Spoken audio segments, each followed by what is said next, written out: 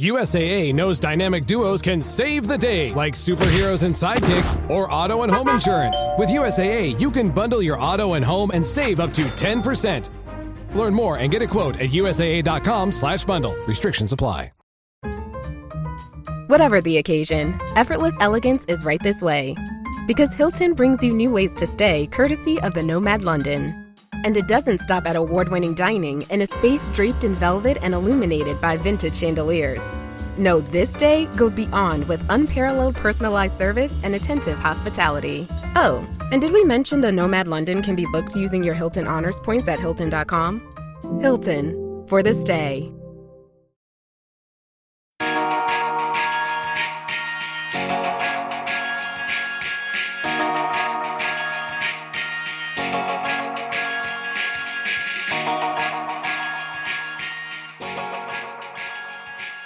Hello, everyone. Welcome back to the Underrated Movie Podcast.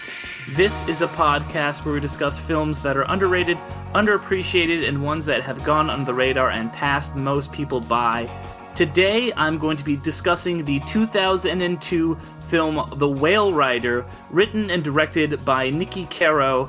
And joining me today is a returning guest, a YouTuber, a writer, an Emmy nominee, Mikey Newman. How's it going, Mikey? Good. Any day is a good day to get to talk about Whale Rider. Yeah. A thing I never really get to talk about, so I'm excited. Yeah, I'm excited to have you on. Before we get into it, what did you want to let the people there know about yourself and about Movies with Mikey or anything like that with that? Movies with Mikey is a eternally struggling film video essay program where I try to stick up for artists even when we don't quite know what we're doing.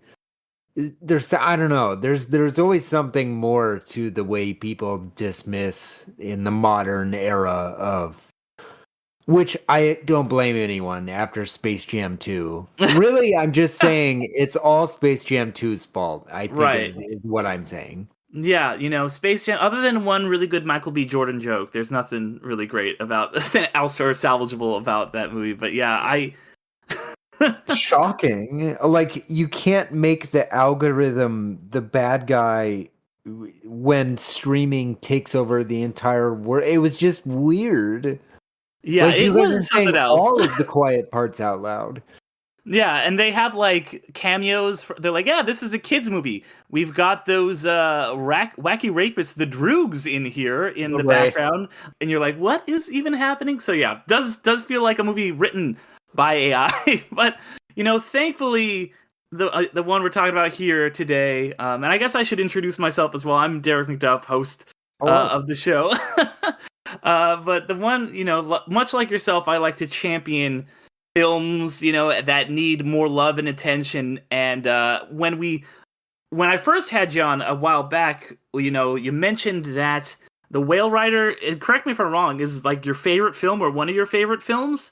I like to think of it so, like, I see Whale Rider when I'm in high school, because I'm a little older than probably most of your listeners. I'm 43. I see the birth of DVD. So we go from VHS to DVD, and everything is available on DVD. Because even on VHS, that wasn't really the case. There was time delays and all kinds of rules, and DVD comes about, and I'm at one of those movie trading codes where you get cheap movies all the time, and I see this section on New Zealand cinema, and I'm like, that's not a thing. And then I found out it very much is a thing. And movies from different cultures can push on different questions and aspects of ourselves that you might not have considered in the first place. Yeah, so, this was actually my first time watching it here for the podcast. It was not something that was really on my radar, much like yourself. I was like, oh, New Zealand cinema, and interesting, it's such a low-key movie about, challenging traditions. Right, and I feel like New Zealand cinema is kind of more of a thing now, maybe because of, The Lord of the Rings, which interestingly enough, were, currently kind of being released with this one. This comes out in the middle of that trilogy, but this is such That's a movie. Those are movies made by people in New Zealand that are shot in New Zealand, but they don't really have anything to do with New Zealand. Where this is so culturally like specific to New Zealand and to the native people there. What hit on that with you?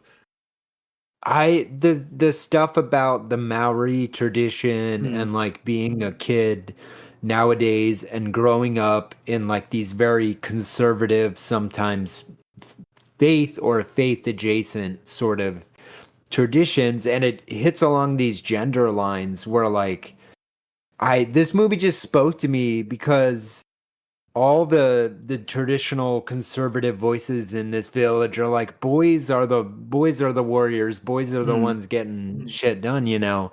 And our main character Pi, she's like, homie don't play that, I think. And she's like, I don't even understand the weight of what I'm pushing on, because she ends up like touching mysticism is sort of the like heart of this movie. I don't know, it spoke to me because it's not literal or entirely symbolic. It's like this real life space where like some stuff you can't quite explain happens, but also you stood up for yourself and your gender, and like I don't know, the I am of it all just really speaks to me. Yeah, I really dug on the way that this movie kind of like challenges traditional gender norms and, you know, the patriarchy and stuff like that. And it's about this character who is not necessarily trying to like dismantle that, but trying to find her own place within it, because there are things to be had that are valuable in these traditions. You know, they have been around for many, many, many years because they're valuable, they're important culturally. But she doesn't want to tear them down. She just wants to exist within them. And she feels like this character who was kind of like accidentally like a quote unquote chosen one, you know, because her dad is kind of, you know, the one who's supposed to carry on the tradition, and he's not really down with that. And then his wife then dies in childbirth, when Pi is born, and her twin brother, at the same time. So her brother, who is supposed to be kind of the leader, you know, the firstborn of the new clan, he's you know, dead before he even gets a chance to live. So the kind of mantle gets passed to her, but she wants it, but then others, you know, her grandfather doesn't really want it for her, and she struggles with that. And at first he will kind of like let her in the school, but it's like, you have to be in the back, then you can't be in it all. And she can do anything better than the boys. And as somebody who myself is non-binary, I'm like, dismantle all the gender normative bullshit. You know, let's tear all of that down. So I was really down with that. And the thing that watching this movie that really surprised me was it felt like this movie definitely influenced two very big movies that would come out later, which were Moana and then Avatar 2. Did you get any of those vibes? Moana for sure. Yeah. Avatar 2, I don't know. Which part do you think is the water? I think the spiritual connection between the character and the whale, which, you know, doesn't admittedly come until like the end of the movie, but it is, like you said, it's that kind of like little bit of magical realism or whatever you might want to call it that shows up in the end, and kind of like her having this deep connection in the same way that Moana is to the ocean, but like to the whales specifically. I was kind of getting those vibes a little bit. Yeah, I mean that tracks for sure. Yeah. So I mean, take me through. You said you watched this movie like as a I guess a teenager. Like 16, 17, I think. No, I was older than that because it was 2002. I had to be. I was a working professional when I saw this for the first time. Oh, I've lied about my entire origin story. Oh no. Well, you know, you gotta get rid of that. No, but has it been something that's stuck with you then over the years since that, you know, discovering it? It always stuck with me. I mean, like, part of it is her dad is played by Cliff Curtis, and I remember seeing this originally, and it's like, this guy, I think, is going places. Yeah, maybe another reason I connected it to Avatar too is he's another tribal leader in that movie. I ended up having a very Leo DiCaprio moment watching season 6 of Game of Thrones when the Sand Snakes, is that their name? The Sand group Snakes. Of three, yeah. Keisha Castle Hughes is one of the sisters who is our titular whale rider. I remember watching the show originally. I was like, "That's a whale rider," and then she cut someone into tiny pieces, I think. Mm. But yeah, like all the actors in Whale Rider are like powerhouses that Hollywood just immediately notices, even though like the movie wasn't this huge thing, but like every actor becomes like a much bigger thing almost instantly after this movie comes out. Yeah, the one I specifically kind of zeroed in on, other than, of course, Cliff Curtis, is Rachel House, who has gone on to be like Taika Waititi's muse, essentially. Right. Like she's in like all of his movies, just like voicing, ridiculous villains or whatever. And like now she's even in like I remember I was like watching a Minecraft movie for some reason, and I was like, wait a minute, is that evil pig Rachel House? Like that's got to be her. And so seeing her in like this young role was really cool. So yeah, I was definitely a fan of a lot of the actors in this one. That's funny you bring up Taika Waititi, because like you can't say New Zealand film and not like, hello, right. I am carrying the mantle right now. Even though that mantle became Thor Ragnarok for a period there. Right. New Zealand film. Yeah, everyone agrees that Thor Ragnarok is very New Zealand. I hear it actually restarted the tourism campaigns that Lord of the Rings started. Everyone was like, I need to see where Ragnarok comes from. I need to go to the Infinity Cones shop. Yeah. That's what people were doing. It's just a tour of a warehouse that's filled with green screens. So like that's it. This is where we shot Thor. But this Tennisball is the goats in the next one. Right, yeah. I mean, I didn't hate that movie as much as everyone else, but yeah, it was definitely didn't love it. I'll say that. Yeah, that's fair. And I know we're two white guys here, but we talked about how important culturally this movie is to like how respectfully it treats the New Zealand culture and stuff like that, the Maori culture. Did you have any thoughts about that? Because it feels like we can't talk about Whale Rider without talking about that. I'm not well versed in traditional, Maori culture. Clearly this film has an affinity for what has come before, and like how do you speak to that? And I love interacting with like religions and well, not necessarily religion, but cultures and faiths and religions from different time periods. And there's no way to finish this thought without shooting myself in the face. So I'm just going to say I support all of your decisions as a human being.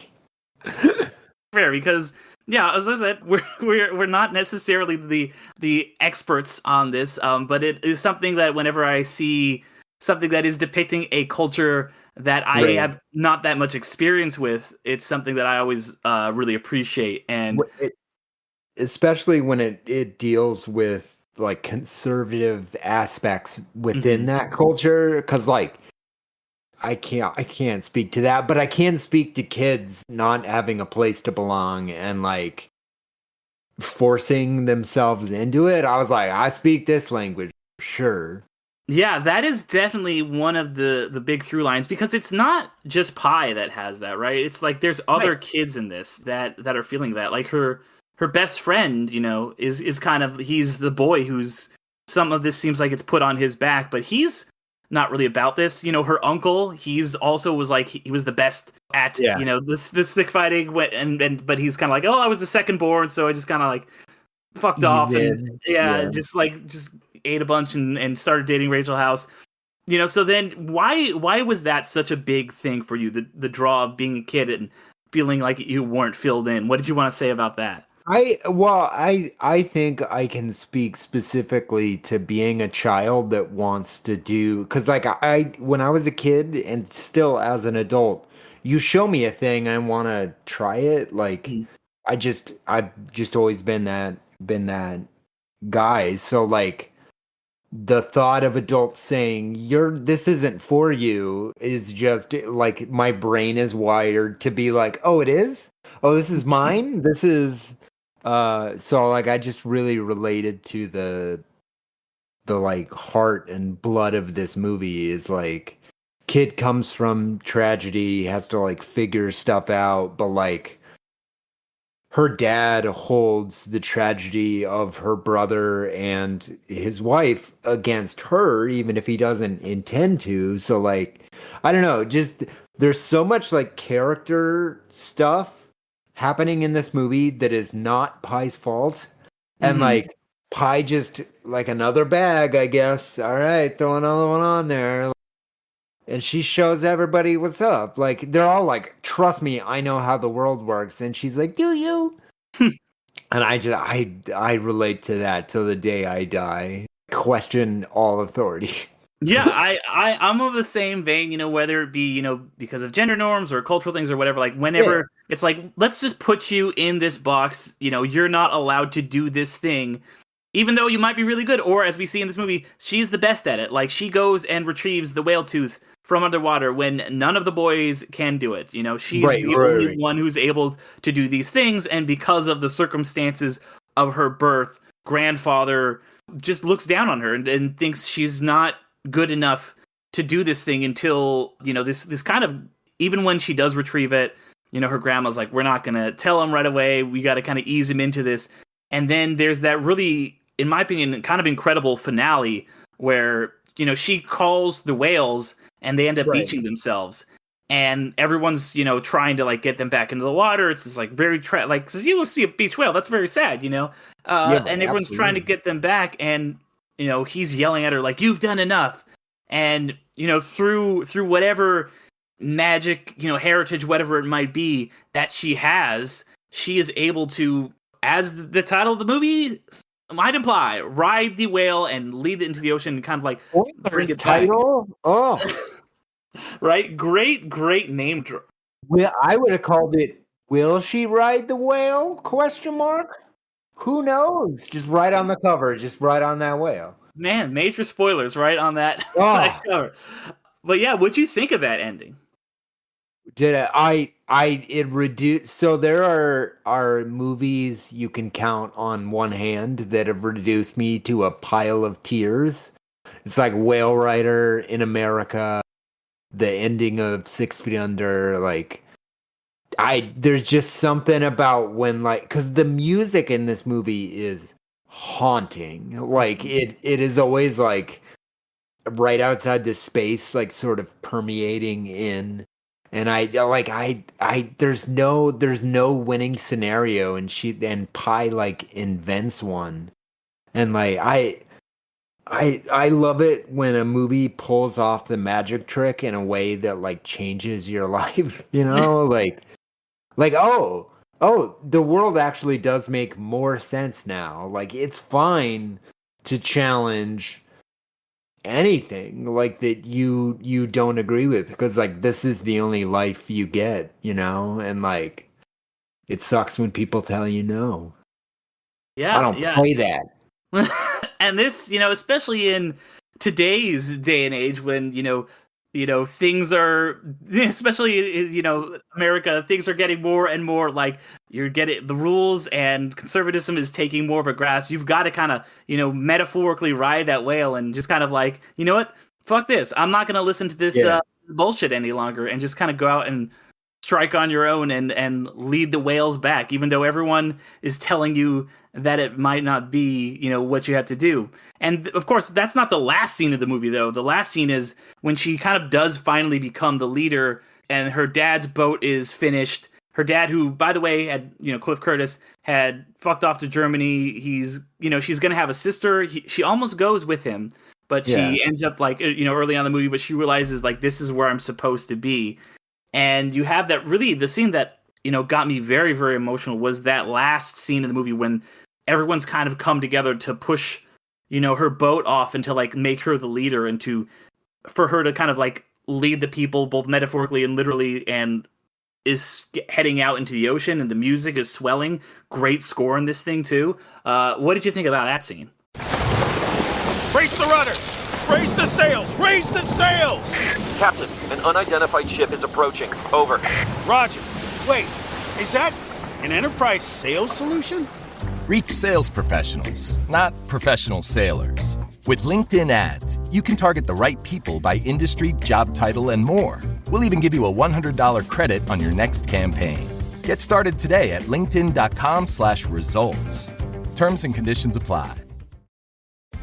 Are your business expenses playing hide and seek? With Uber for Business, the small spends that slip through the cracks, like rides and meals, go right where you need them. Because it integrates with leading expense platforms, you can say goodbye to surprise costs, missing dollars, or chasing receipts. Everything's track downable. Uber for Business. Make small steps that make a big impact. Learn more at uber.com/small steps. Now I'm getting all choked up. Shoot. No, there is. I mean, it's funny you brought up Lord of the Rings earlier, 'cause like they have like similar pushing off the dock to like accept the next stage, because you just created it. Like it did not exist before you, and now whole new world. So like there's something very classical film about that, right? Like the shoving off the beginning of the accepting of leadership and role, because like that is also part of this movie, is like she's stepping up to like lead them. Yeah, so she's taking the mantle. Well, because like you see it with the boys around her, like they're such bullies, and like she flips their minds before she really flips the minds of the adults. So it's like the entire younger generation really kind of sticks up at the end there for like, hey. Yeah, and it feels interesting because it feels like there's like three different like generations, right, in this movie, where there's like the older generation, like the grandpa, dad, kid. Exactly, and like the grandpa's generation is like, these are the traditional values that we're trying to hold on to, but maybe we're holding on to some things that we don't need to hold on to. And then there's like the dad's generation, the middle generation. It's not just the dad, because it's like her friend's dad, who's just kind of like, I'll be home when I get home. Here's my boys. Like I'll watch one thing you're performing. They've lost that, tradition, and they kind of just don't care at all. They would rather go to Germany and do all these other things. And then the next generation, the young generation, is like, okay, we're going to take the things, from these traditions, but we're not going to hold on to the toxic parts. So it feels like it's like, rather than just completely abandoning them like our parents' generation had done, we are embracing these things, but in the right way. Yeah. You're sort of adapting it for yourself and like your generation of people, because we're not your. It's funny you brought up the dad, because he's so bad at being human. He's the worst human. Like she should just be like, do better. There's the note. Yeah. And he's like, hey, you can come with me, live in Germany if you want to. I was like, wait, aren't you her dad? Like, shouldn't you like maybe be in her life, like instead of just like dumping her off on her grandpa, who like clearly has a very, very complicated relationship with her? But he can't do responsibility. Like he can tell her how to live her life, but he can't provide any like direction or guiding. Like, so I don't know. Like it speaks to like those generations of people all over the world, like the dad that goes to every high school football game and has endless feedback for every high school football player and has never played football before. You know what I mean? Like, yeah. It's like her Spike dad Lee is that yelling guy. at the Knicks. Yeah. Oh, here comes the Booster Club. But yeah, and it's in a weird way, and this might be a out there metaphor, but stick with me. It reminds me of like what's happened with like Splash Mountain, right? Where now it's Tiana Bayou Adventure. I'm a big Disneyland guy, and yeah, so it's like you have this ride that is admittedly a great ride, but you're like, oh, hey, you know what's got a problem with this ride? It's based on something that is mega racist. Maybe we should do something about that. And people are like, well, what's the solution to that? But because the foundations of that ride are great, it's still a fun ride, But you take out like this parts of it that are problematic, you replace it with something else. And that's what it feels like Pi is doing, where you have like the structure, you have the bones of this tradition, but you take out the problematic stuff and you put in like a new kind of theme, a new thing to it that will like lead in the people. So yeah, that's the metaphor that I was thinking of watching this. But yeah, I don't know, man. Any other thoughts that you have about The Whale Rider? Because like this is, I don't know, like this movie really made a big impact on me watching it. I mean, that's what I wanted. I would like, it's a movie you like inflict on people. Like, you won't be the same when this is over.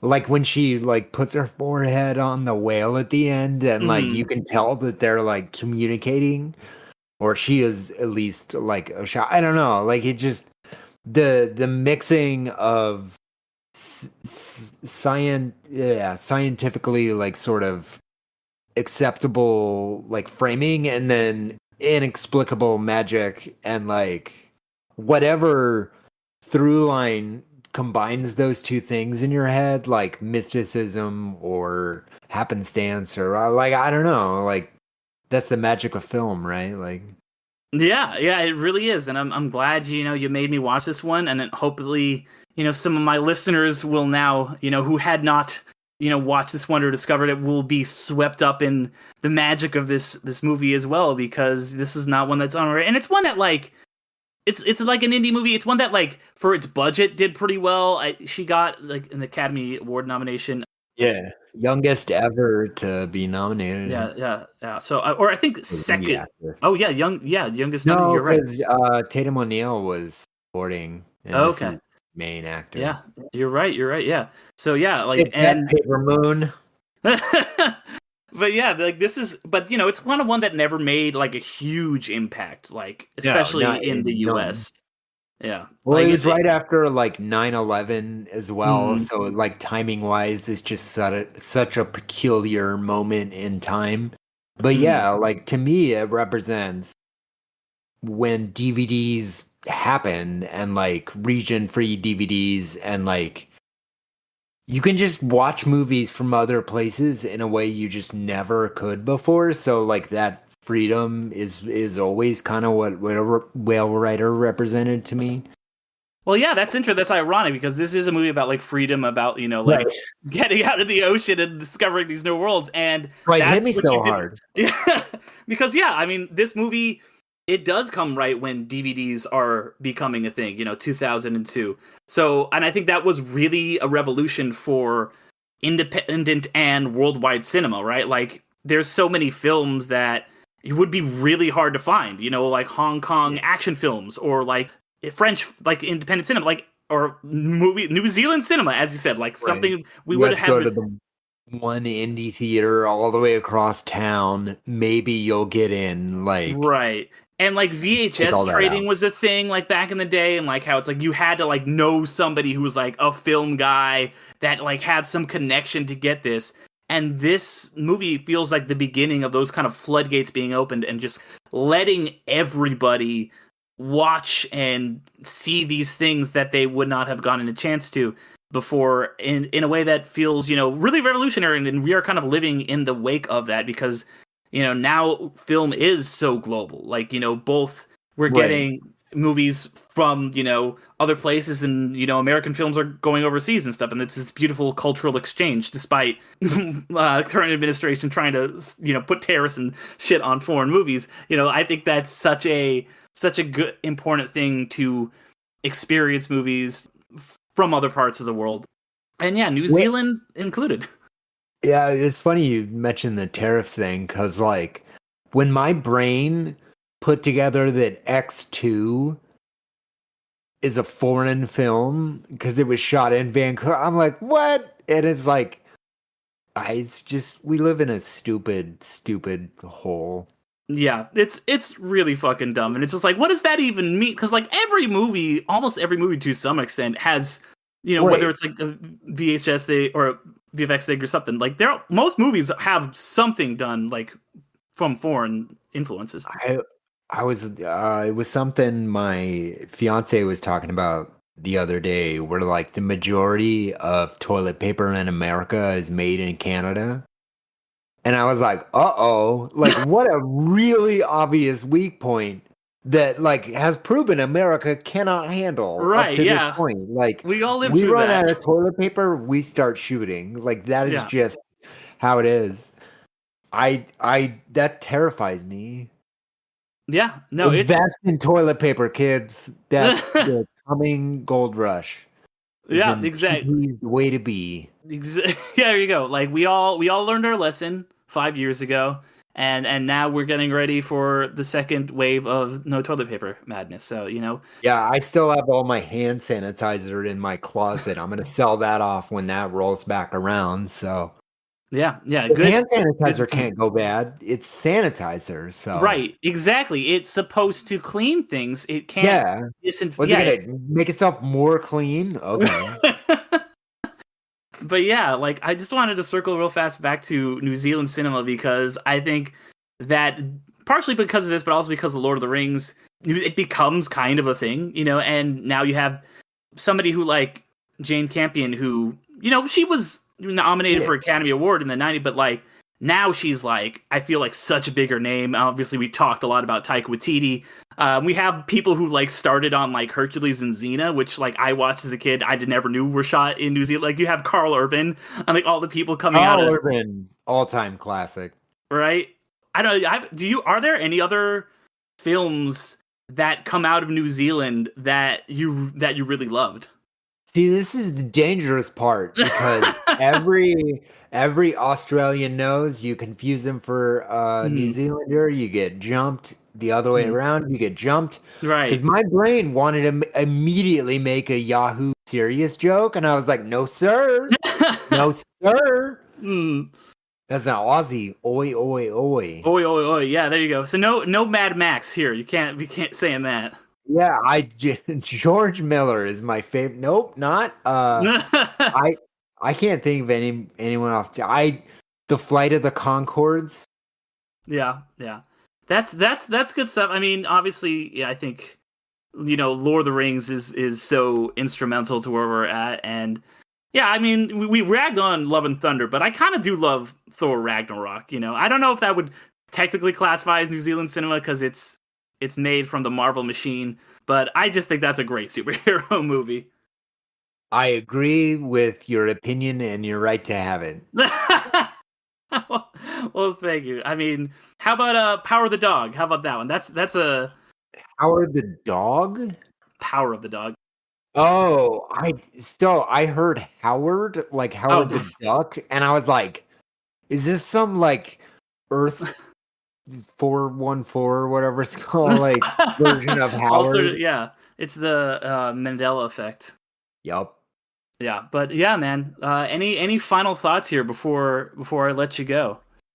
No, sorry, my energy is so all over the place. I just saw Sinners last night in IMAX full frame. That was very cool.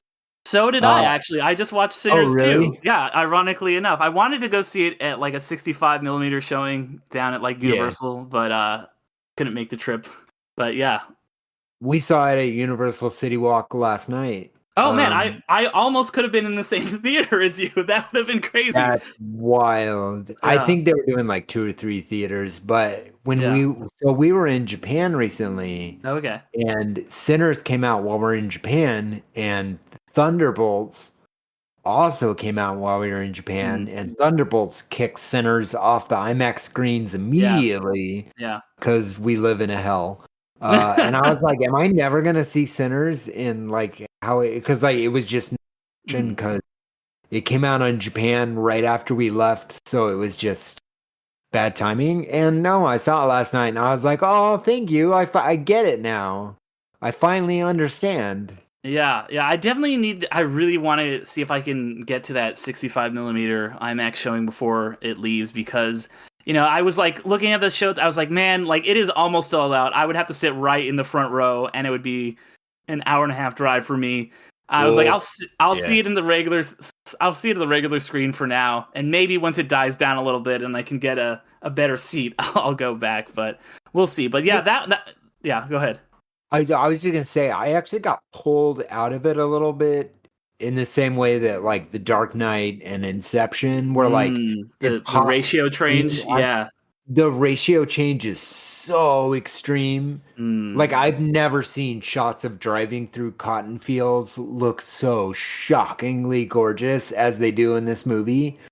But oh yeah, like it just once you're out of the big action set pieces, it goes back to like 2-3-5 basically. Yeah. And it almost feels like to tell the audience like this is not the important part, and like I don't know, it pulls me out of the movie in a way.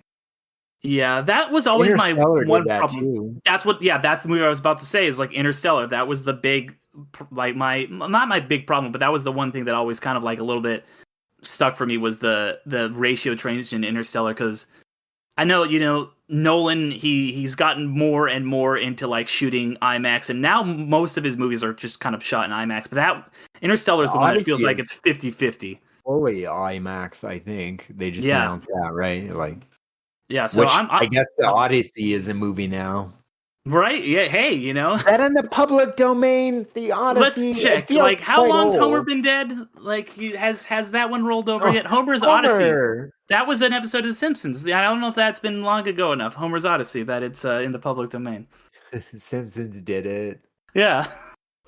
But yeah, I mean, like, just talk about Sinners real fast, because it did. Honestly, there's some things about this movie that remind me of Sinners a little bit, and it's just like, it feels like there are these spaces for, for people. Sinners is the greatest remake of From Dusk Till Dawn ever. Because like halfway through the movie, I'm like, oh, this is just From Dusk Till Dawn. But like it accepts it and like adds nuance to it, and like I was very on board. I love any horror sort of action-y movie that spends an hour and change getting to know the characters, because like it is a minute before anything really goes wrong.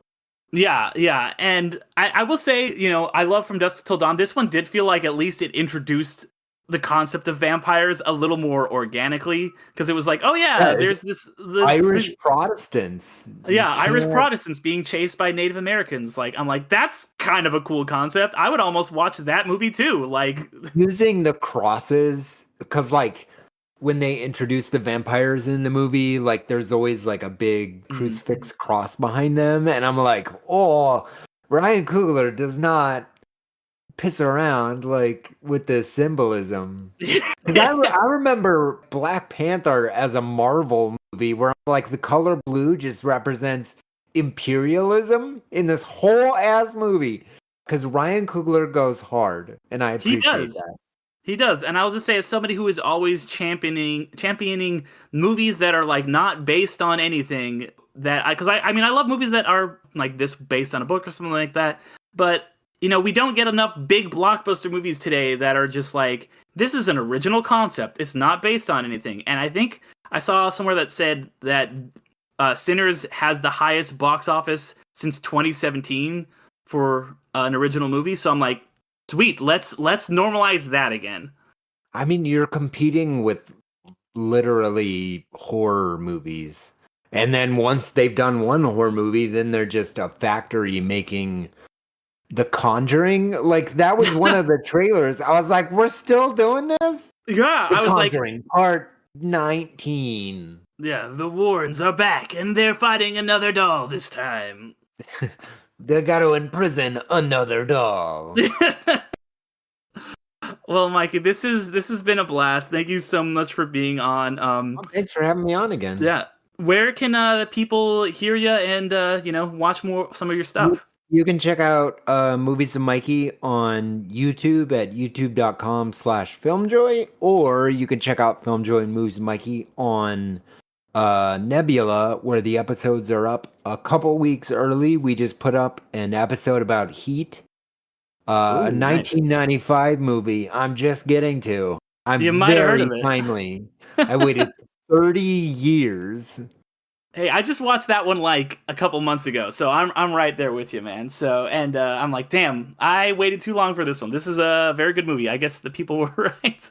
I think I just really wanted to make an episode about how Heat is a meet cute between these two like narcissists that cannot function in any other relationship other than I'm gonna kill you. Yeah, that's pretty much the vibe. That's pretty much the vibe. You know, all of their other relationships work, but hey, you know, that diner scene, they got some chemistry there, man. Take 11, baby. I talked about that in the movie. But yeah, thank you everyone for listening. If you'd like to hear some more stuff of mine, you can find all the links to everything on underratedmoviepodcast.com. On all of the social medias as Underrated Movie Podcast. I do a couple other podcast things as well, including Midnight Film Society, where me and my buddy Damien talk about recently released stuff. Haven't talked about Sinners yet on that show, but I'm sure we will soon. And then, I also do have a Patreon for this show, Underrated Disc 2, so just go to patreon.com/underratedmoviepodcast. Episodes come out a week early there and ad-free. You also get access to a bonus podcast if you're signed up at the Blu-ray level, and there's all kinds of other bonuses and stuff like that over on the Patreon, so go check that out if you're so inclined. But, if not, hey, there's a free way to support the show too, which is just giving it 5 stars. And I would love to hear back from any of you guys, underratedmoviepodcast@gmail.com if you want to let me know what you thought about this episode or just leave a review. But yeah, one more time, Mikey, thank you so much for being on.